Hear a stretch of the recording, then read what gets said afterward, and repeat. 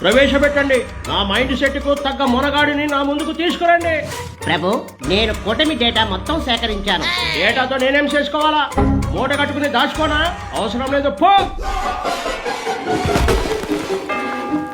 ఏగరాజా, నేను కూటమి గురించి ఏకంగా పుస్తకమే రాశాను. పుస్తకమా? దాన్ని మడిచి ఎక్కడ పెట్టుకోమంటావు? నువ్వు నాకు పనికిరావు, పో. ప్రభు, నేను సోషల్ మీడియాలో ఆ పెద్ద మనిషిని లోకేష్ ను ఓ ఆట ఆడేసుకుంటాను. నీలాంటి వాళ్ళు మా పేటిఎం గాళ్ళు చాలా మంది ఉన్నారు. నాకు అవసరం లేదు, వెళ్ళిపో. ఒక్కడంటే ఒక్కడు నా మైండ్ సెట్ కి తగ్గట్టు లేరా? అంతా వేస్ట్ ఫెలోస్. నేనున్నాను ప్రభు. ఏంటి నీలో అంత స్పెషాలిటీ? నువ్వేం చేస్తావు? ఏగరాజా, ఎవరు చేయలేని పని నేను చేస్తా. నేను బాబుగారి ముఖ కవలికలు పట్టేస్తాను. ముఖం చూసి లోపల ఏమనుకుంటున్నారో చెప్పేస్తా.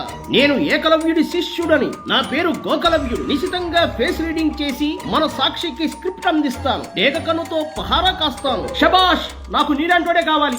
మైక్రోస్కోప్ కళ్ళున్నవాడు కావాలా? ఫేస్ రీడింగ్ చేస్తూ వాటిని మనకు అనుకూలంగా మార్చి స్క్రిప్ట్ ఇస్తే చాలు, మా శనీశ్వర్ గారు దుమ్ము లేపేస్తాడు.